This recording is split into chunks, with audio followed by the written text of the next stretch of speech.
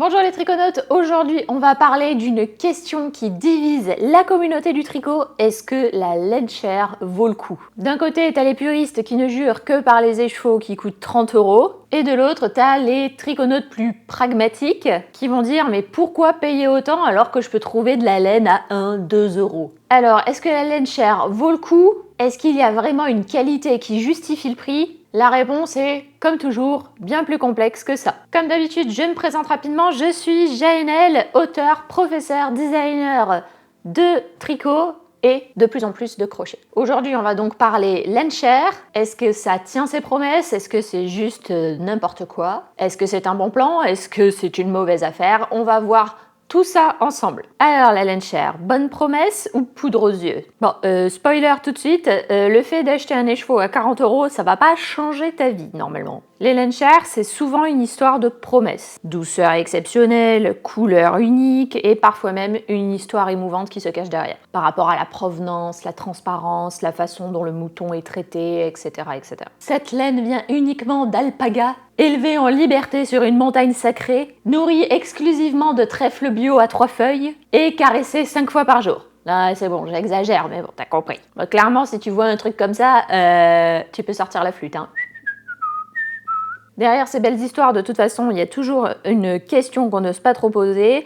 Est-ce que ça vaut vraiment le coup? Ou est-ce que je suis juste en train de tomber dans un piège? Je vais le dire. 98% du temps, la laine chère, c'est un vrai trésor. C'est doux, ça glisse sur les aiguilles, c'est très agréable à tricoter. Les couleurs sont riches, c'est une expérience, clairement. Soyons honnêtes. C'est vraiment ça, peut-être, l'élément le plus important à comprendre, c'est que tricoter de la laine chère, c'est déjà certes avoir de la bonne qualité, mais c'est aussi avoir une expérience de tricot qui est agréable. Quand tu la touches, tu sais que t'es pas face à une pelote basique, quoi. La douceur est incomparable, ça glisse comme de la soie, les couleurs sont riches, profondes, parfois même artisanales, faites avec de la teinture artisanale. Et généralement, quand tu commences à monter les premières mailles, tu te dis « Ah oui, c'était cher, mais franchement, ça valait le coup. » C'est comme savourer un repas gastronomique après avoir mangé des nouilles instantanées toute la semaine. Hein. On va dire, c'est pas égalable. Et puis, il y a parfois, certes, des moments où on se fait,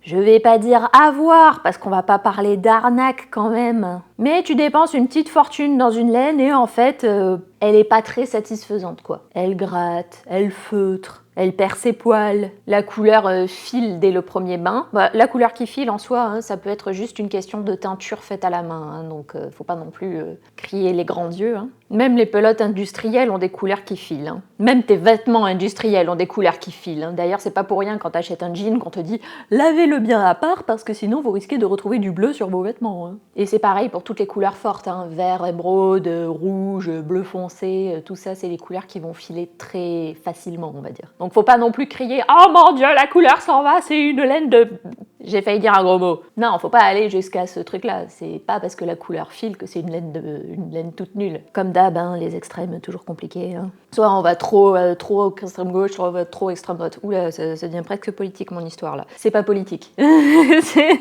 pas politique du tout. Dans les moments où tu te fais avoir parce que la laine du coup n'est pas satisfaisante, tu te dis mais pourquoi j'ai fait ça? Pourquoi j'ai dépensé autant pour avoir finalement un pull qui ressemble à une peluche passée sous un rouleau compresseur, franchement? Ou alors la qualité est pas si exceptionnelle que ça, tu te rends compte en fait qu'il y a un mélange d'acrylique qui a été un peu caché, enfin bref, voilà, ce genre de choses quoi. C'est comme partout, hein. Tout dépend de la marque, de l'origine de la laine, de la transparence de la marque sur l'origine de la laine. Certaines laines chères sont vraiment exceptionnelles. Hein. Elles sont issues de petits producteurs, teintes à la main, fabriquées dans des fibres rares et ou durables. D'autres, en revanche, vont surfer complètement sur leur image luxueuse sans forcément offrir une qualité qui est à la hauteur des prix. La clé, c'est de savoir faire la différence. Hein. Pose-toi la question, est-ce que je paye la laine qui transformera mon projet en chef-d'œuvre ou est-ce que je paye pour une belle étiquette et un joli sac en papier craft? Suivez mon regard. Au final, la laine chère, c'est une promesse. Parfois, c'est tenu, parfois un petit peu moins, et on reste sur notre faim. Mais si tu choisis bien, si tu te renseignes bien, si tu sais pourquoi tu investis,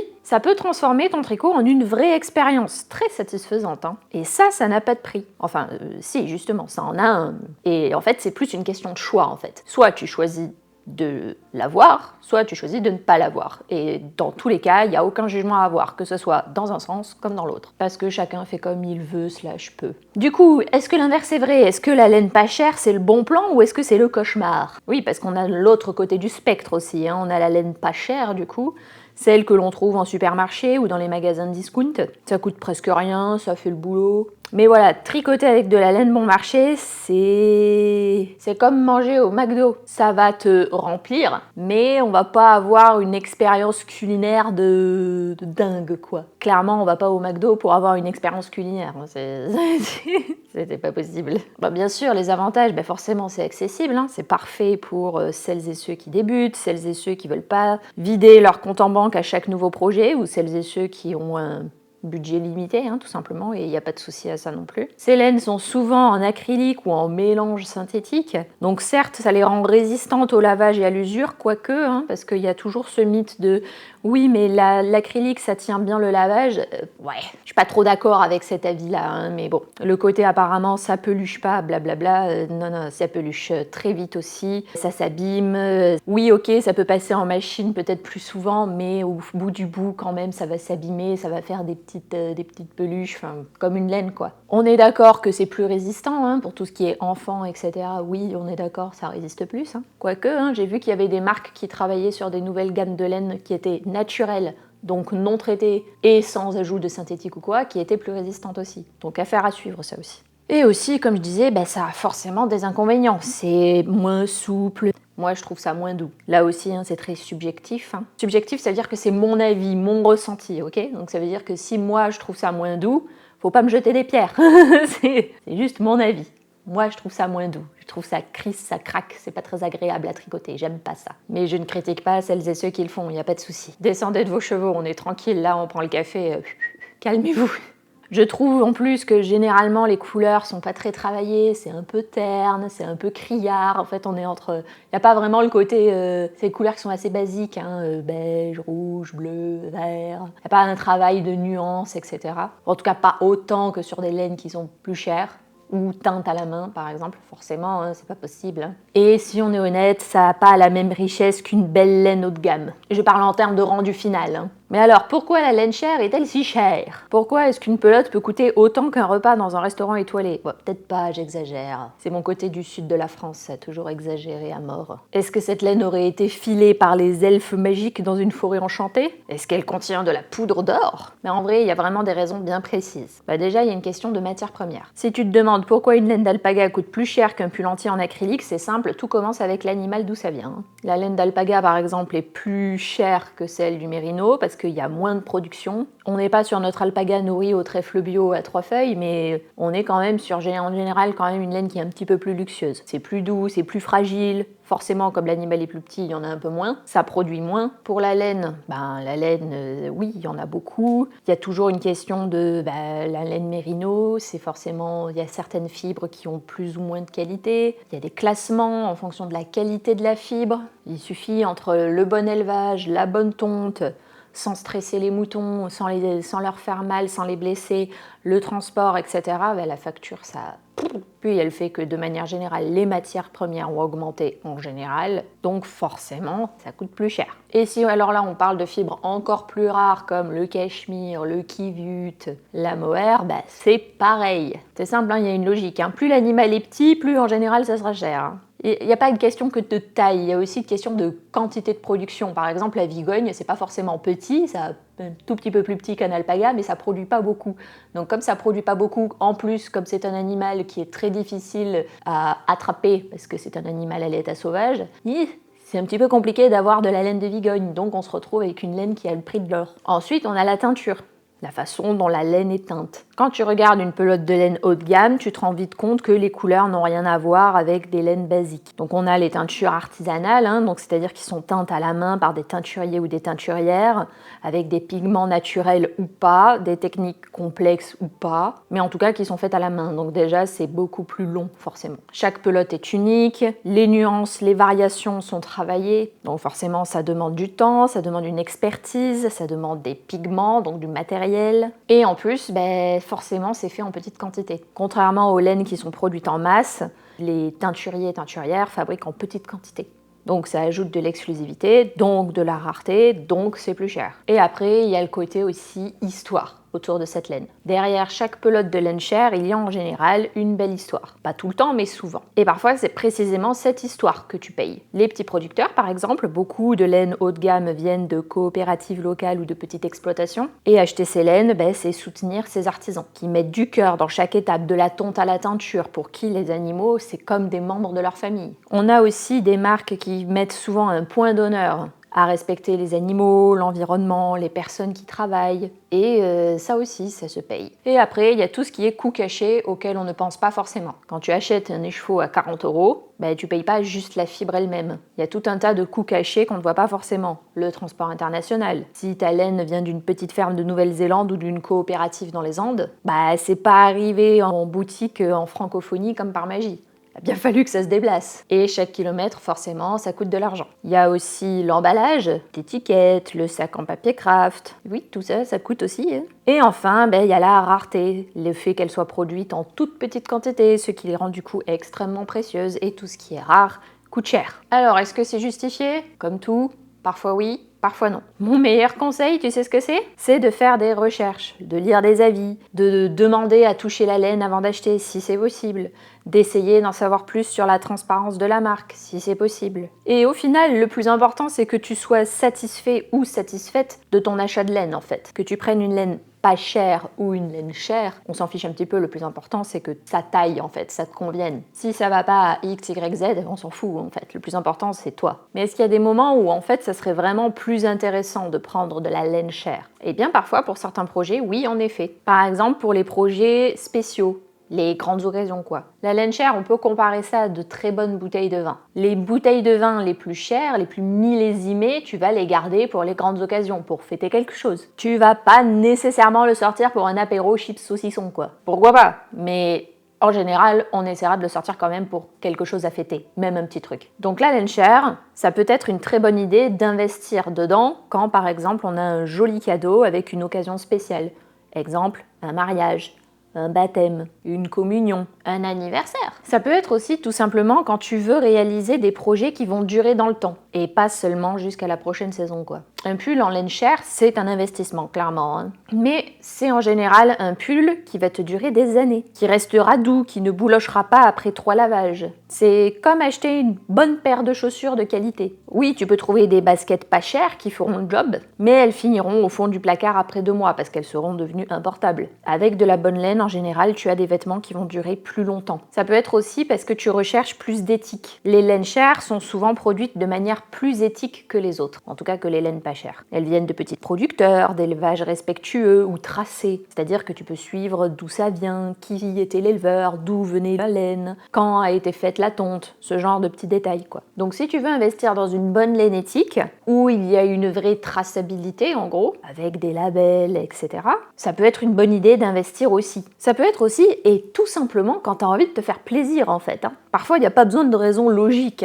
Tu veux cette pelote parce qu'elle est belle, parce qu'elle est douce, parce qu'elle a de jolies couleurs, point, prends-la. Et le tricot, c'est ton moment à toi. Alors pourquoi pas investir sur ton plaisir à toi? Tu sais quoi, si t'as passé une mauvaise semaine, craquer pour une belle laine, c'est comme une petite thérapie. En plus, en général, c'est quand même moins cher que le psy, donc tu peux t'autoriser ce petit luxe de temps en temps. Ça peut être aussi quand tu veux tricoter quelque chose qui va rester dans le temps, pour les générations futures. Par exemple, les laines haut de gamme, ça va être l'assurance que ça peut traverser les générations plus facilement, on va dire. Si tu tricotes une couverture, si tu tricotes une robe de baptême dans une laine de bonne qualité, ça pourra être transmis de génération en génération plus facilement. Ok, et du coup, c'est quand que ça vaut le coup de prendre de la laine pas chère? Oui, parce qu'on va pas cracher dessus, c'est un bon allié quand même. Ça sauve le portefeuille, ça permet de tricoter sans culpabilité. Elle est là, modeste, discrète, sur les étagères du supermarché ou des magasins discount. En général, on misera sur la laine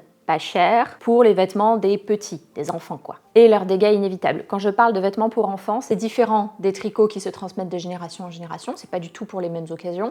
Je parle bien de vêtements qui vont se porter au quotidien, donc qui vont être soumis à la terre, la boue, l'herbe écrasée, la confiture, le fromage, tout ce genre de choses quoi. Tricoter pour les enfants, c'est un acte d'amour, on va pas mentir sur ça, mais il faut être réaliste, ces petits humains sont incroyablement fort en destruction textile. Je n'arrive toujours pas à comprendre comment les filles ont réussi à faire des trous dans leurs shorts. Entre les taches de purée, les bavouilles, le fait que ça se mordille, les chutes dans la boue, le que je roule dans l'herbe écrasée, je peux te dire qu'ils envoient les vêtements. Hein. Bon, et clairement, les créations de tricot, faut qu'elles tiennent le choc. Hein. Et là, dans ce cas-là, la laine pas chère devient notre allié. C'est facile à laver, en général c'est assez résistant aux taches. J'ai découvert récemment que les taches de glace au chocolat ne partaient pas sur les vêtements. Impossible de faire partir ces taches.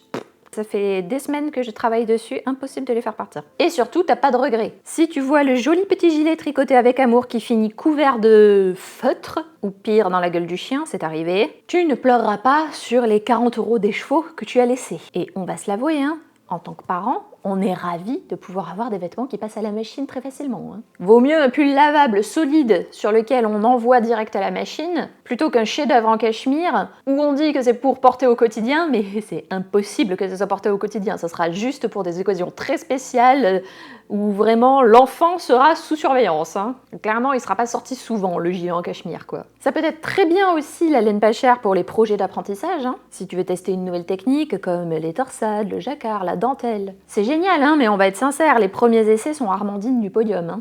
Entre les erreurs de tension, les rangs ratés, les moments de panique, où tu vas détricoter rageusement ta laine bien chère, ça va te libérer au moins du stress, et surtout, elle pardonne la bidouille. Donc qu'est-ce que j'entends par là?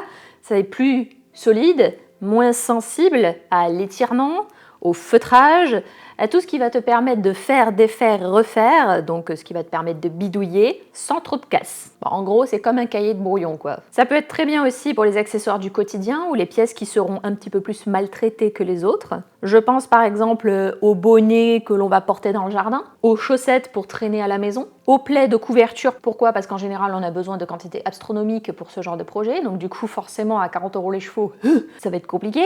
Et parce que parfois, c'est juste suffisant. On n'a pas toujours besoin d'avoir une laine luxueuse pour être heureux en tricotant. Parfois, le plaisir, c'est juste de voir le projet prendre forme au fur et à mesure. C'est de sentir les mailles glisser tranquillou pilou. Et dans ces moments-là, la laine pas chère, elle fait parfaitement l'affaire. Pas de pression, pas de culpabilité, juste du bonheur. Juste du tricot, quoi. Parce qu'au fond, le tricot, et c'est ça qu'il faut pas oublier, c'est avant tout un moment de plaisir, de créativité, peu importe le prix de la laine que tu utilises. Et voilà les triconautes, la grande question de la laine chère est enfin résolue. Merci Jainel! Alors dis-moi en commentaire, est-ce que toi tu es plutôt de la team laine chère ou de la team pas chère? Moi je pense qu'il y a de la place pour les deux, hein, mais c'est toujours intéressant de voir les qui, du comment, du pourquoi et d'expliquer du coup pourquoi on a fait ce choix-là. Mais c'est très important, hein. Ne jugez personne. Comme j'ai dit, chacun fait comme il veut / peut. L'essentiel, c'est que le tricot te rende heureux ou heureuse. Et parce qu'au final, chaque maille raconte une histoire, peu importe le prix de la pelote. Si cette vidéo t'a plu, n'oublie pas de laisser un petit pouce en l'air pour me dire que tu as aimé la vidéo, t'abonner à la chaîne si ce n'est pas encore fait. Et moi, je te dis à très bientôt. Ciao, ciao!